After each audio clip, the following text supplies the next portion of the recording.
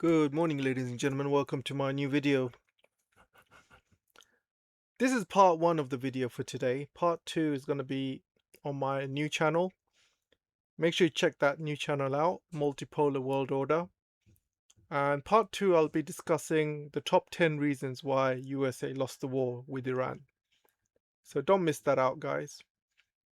Link is in the description, so make sure you check the description for part two.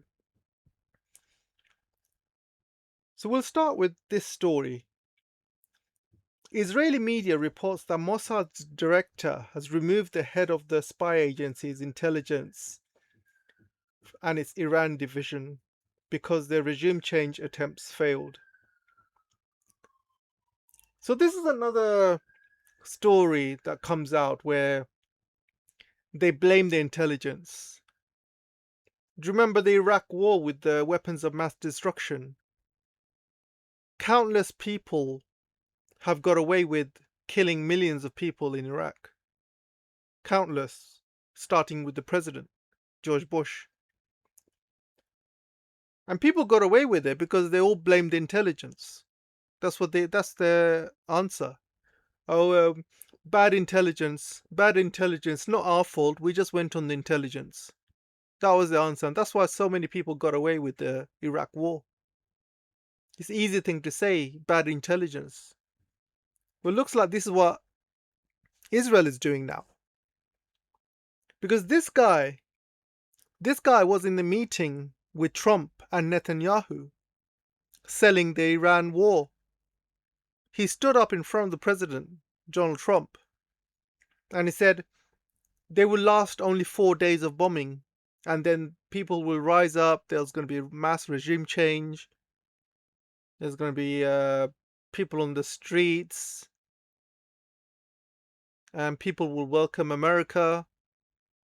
All of these promises, fake promises, he told Trump in front of Netanyahu as well. Well, now that Trump is badly losing the war with Iran, questions are being asked.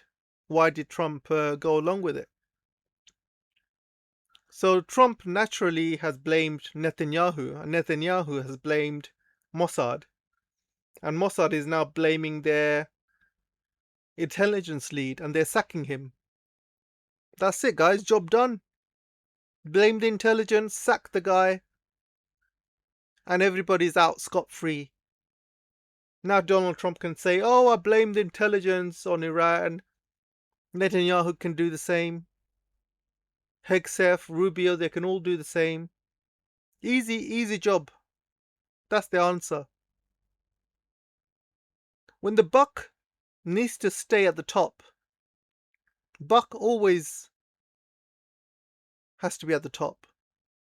The people making the decisions, it doesn't matter if it's bad intelligence or not. They need to be held responsible. People like Trump, Rubio, Netanyahu, Hegseth. They all need to be held responsible. Same with the Iraq war. Tony Blair, George Bush.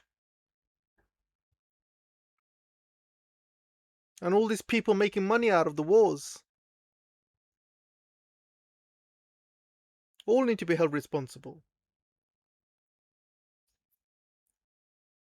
It looks like the only person that got his just desserts is Lindsey Graham.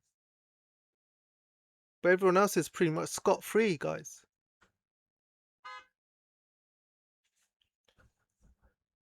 Alright, let's move on to the next story.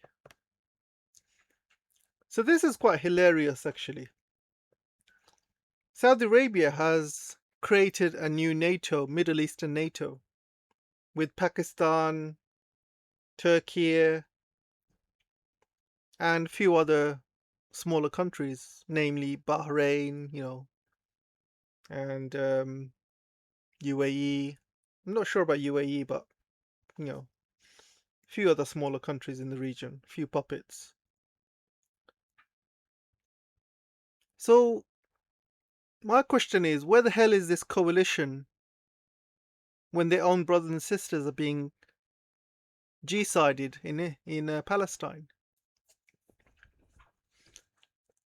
So when it comes to fighting Yemen, All the Muslim countries are all joining forces to fight other Muslims. Yeah, let's go destroy Yemen. Yeah. Yemen was the only country that stood up for Palestine a couple of years ago. They were the only ones that got involved trying to help Palestinians, while every other Gulf country, every other Muslim country stood back and did nothing.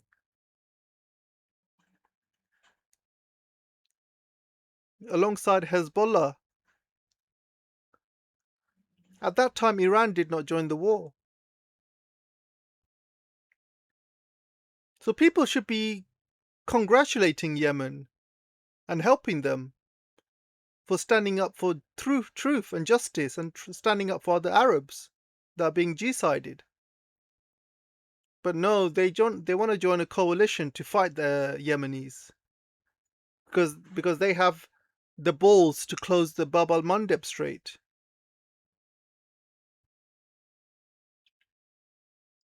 These Saudis are cowards, absolute cowards. I wouldn't even call them real Muslims, to be honest. Your own brothers and sisters are being G-sided and you do nothing except you support it. But they want to fight other Muslim countries. They want to fight Iran. They want to fight Yemen, who are standing for their brothers and sisters. Here's an idea. Why don't they join a Muslim coalition and try and save the Palestinian people? How's that for an idea? No, they would never do that because they're cowards.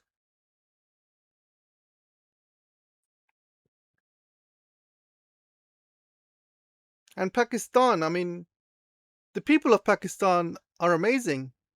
My missus is Pakistani. You know, the true leader of Pakistan is still Imran Khan. This puppet you see on the right, Shehbaz Sharif, is the most corrupt guy in Pakistan. This guy wanted to put Donald Trump for a Nobel Peace Prize. And he was standing up on stage kissing Trump's backside. Literally kissing his backside. So embarrassing, so cringe. And you got Erdogan here. Erdogan here also, fights for the West. He helped overthrow Assad in Syria. He worked with Trump. He worked with Israel to get that job done. All three of them are traitors.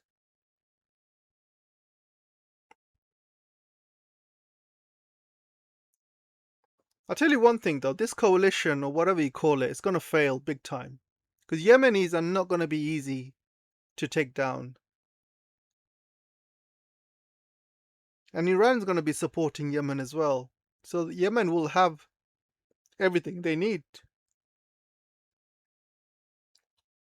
Pakistan's economy is a shambles. It's a joke. Turkey's economy is a joke. It's a shambles. Do you think they can last another 10 years fighting Yemen? I don't think so. That's how long it took Saudi Arabia to fight Yemen the last time. That was with American help.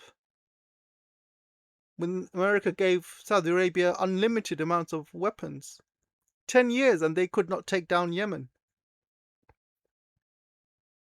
So how can they take down Yemen now when Saudi Arabia's literally got no more weapons left? No more patriots? No more radars? Yemen can hit them at will or hit their oil facilities. How long do you think these countries will last? Not very long.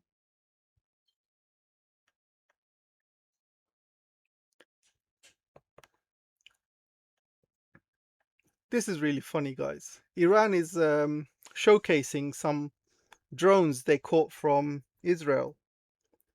So this is the Hermes 900 drone. But they have also got pictures of almost intact MQ-9, which is the American drone, the new version, which is worth 59.6 billion. Did I say billion? I meant million. Sorry, guys. So you can see it's almost intact. They are basically going to be reverse engineering it with all the latest tech. And plus, they will have more tools available to electronically jam these devices. So thank you, USA, for giving more technology for Iran to become better.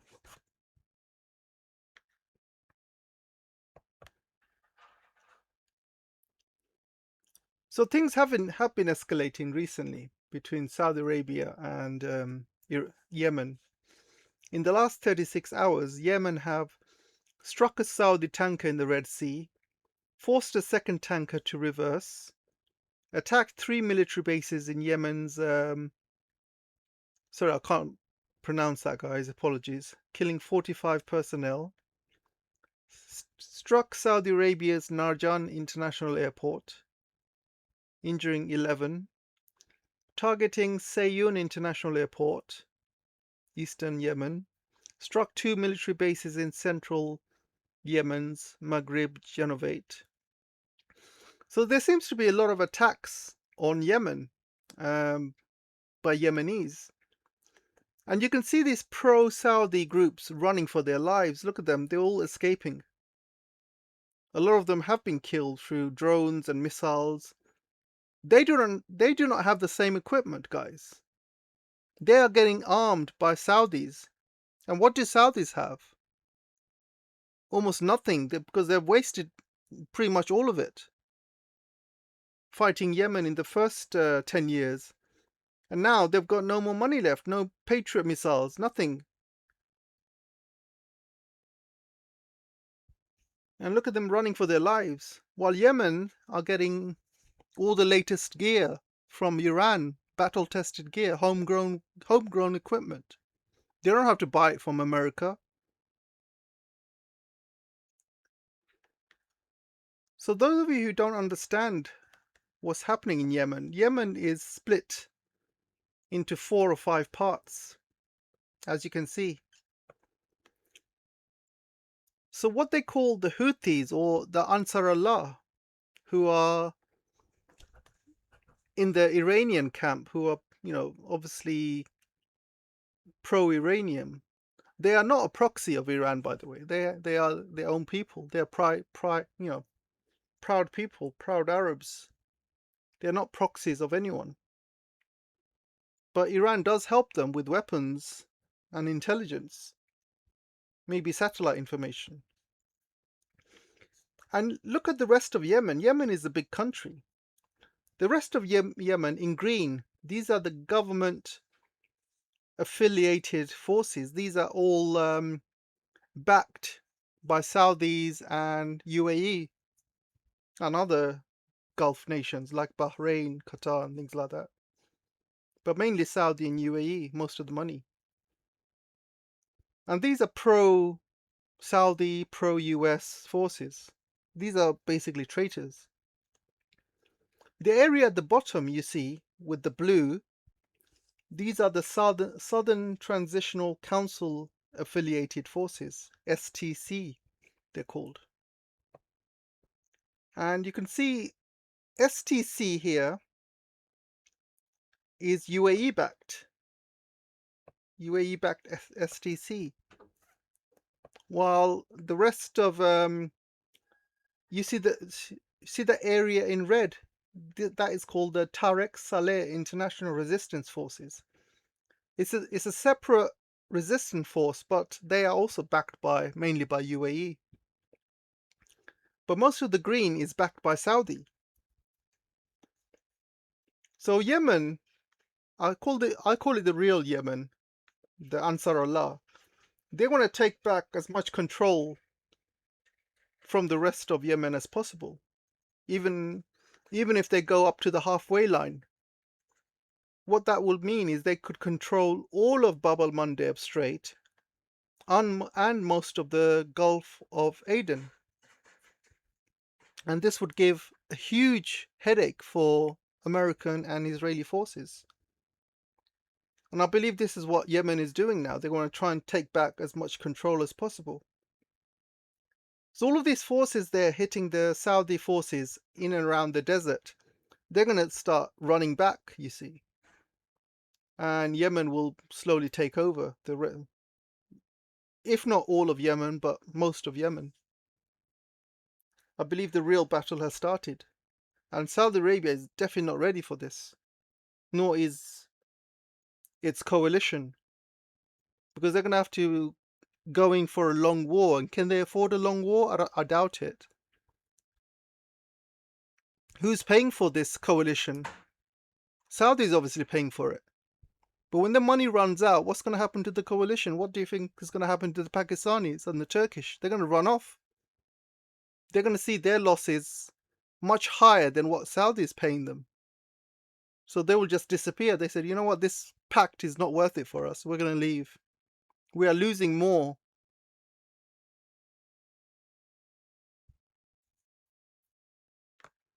I hope that makes sense, guys. There's bigger problems in Ukraine. So Ukraine has run out of Patriot missiles. Russia is hitting them at will. So what does it mean? It means Iran and Russia have both demilitarized NATO, United Kingdom, USA, EU, all the Western countries, and Israel as well. They've demilitarized the whole lot. They've got no more Patriot missiles to give. None of the Europeans have got it. None of the British have got it. The Europeans are begging for it from America, and America says, we don't have it, we need it. So it's over for Ukraine, guys. Now that Russia knows that Ukraine has no more missiles left, Russia will now start sending its fleet. They didn't use that before because their planes were being shot down by patriots before, but now these planes will have a free reign over Ukraine and start dropping bombs everywhere. That Ukraine war is going to be slowly finished. I'd be surprised if they last another year. Very surprised. They got the two last stronghold left in Donbass. As you can see, guys, the last two cities, Kramatorsk and Slavyansk, once Russia takes control of these two, that's it. They've got all of Donbass. And then Russia will decide what to do next. They will need a big buffer, I can tell you that now. So they'll probably take more land, maybe Odessa and Kharkiv and maybe half of Kiev, who knows. But they need the security. With the amount of drones and missiles that Ukraine has been firing all over Russia, they need huge amounts of space as a buffer. They cannot allow this to take place. They have to demilitarize and denazify Ukraine. So this SMO will carry on.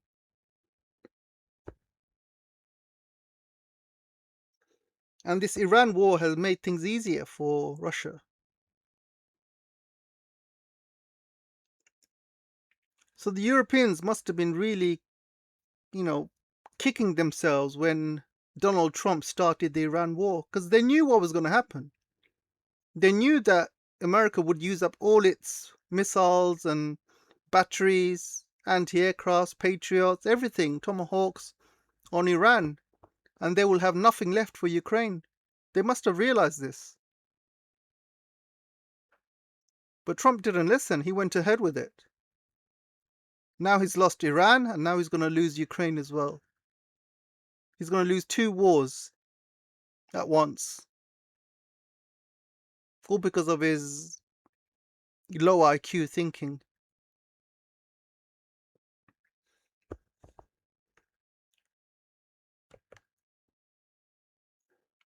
So how much has this war really cost?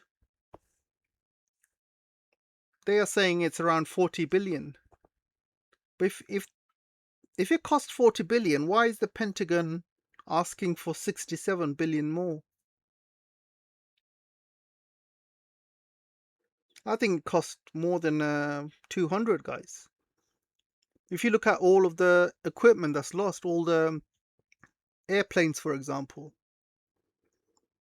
all the Patriot missiles, all the THAAD missiles, all the radars, all the hangars, all the bases that is lost, it's well over 200 billion, well over. All the drones, all the cost of war, logistics.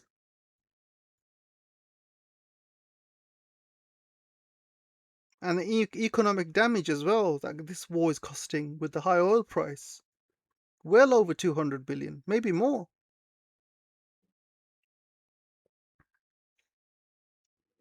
All for what? All, to fight Donald Trump's ego.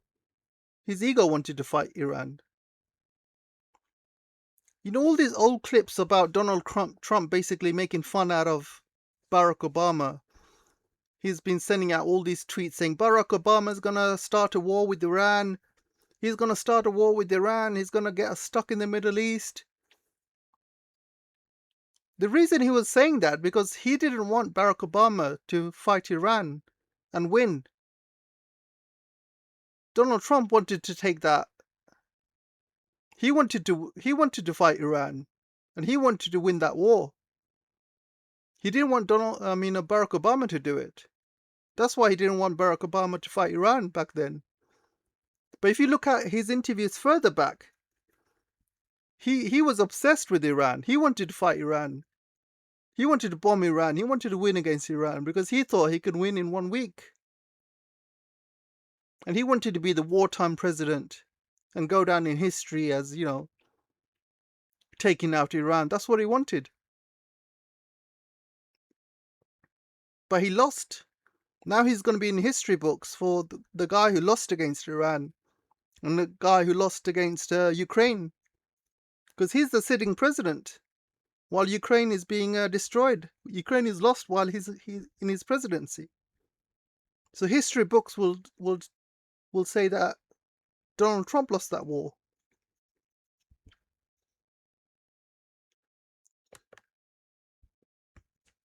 There's a story that US imports of Saudi Arabian oil has gone to zero. I wouldn't worry so much about this particular statistic, to be honest. Saudi Arabia, the reason United States is not buying oil from Saudi Arabia is because they're buying it mainly from other places like Venezuela and also other countries where, for example, Nigeria and stuff like that. And United States is currently producing huge amounts of oil from their fracking. There is oil coming from Middle East as well, don't get me wrong, but looks like they're not buying from Saudi Arabia. Saudi Arabia is still selling. Well, obviously they are having trouble selling with the Bab el-Mandeb being closed, but they are taking the long route through the Suez Canal, and that takes obviously extra few weeks. But they are selling to countries who are paying more than the United States, who are more desperate. Countries like India, parts of Asia, for example, Pakistan, and obviously Europe. So Saudi Arabia is selling, but not to America. I think other countries probably paying more. So I wouldn't worry too much about this particular statistic.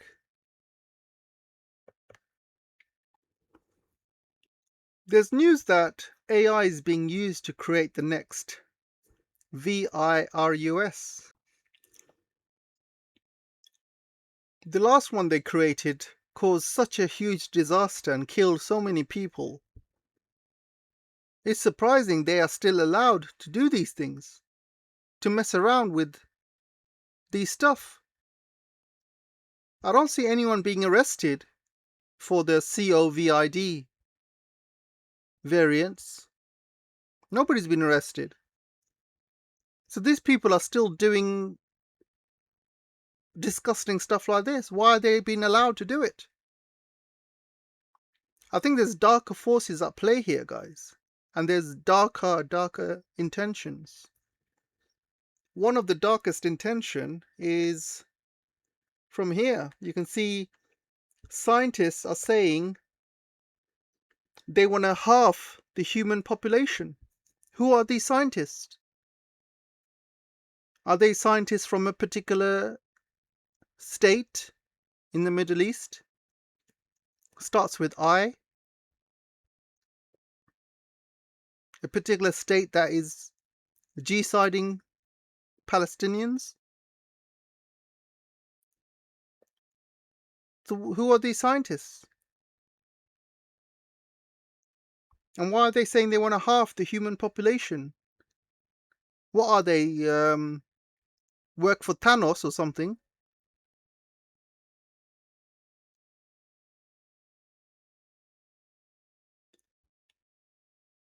I got a feeling this is what they want to do. And AI is the key. So imagine this, guys. Right now they need humans. They need humans to do work, manual labor, consumption, things like that. So imagine if all jobs are taken over by AI. All jobs. There's going to be a surplus of humans not doing anything. No jobs, no life, no nothing. So they're going to go and try and halve the population on Earth. Because they don't need humans anymore. They just got, AI to do their work. And the only jobs humans will do are the ones that need, manual labors that robots cannot do.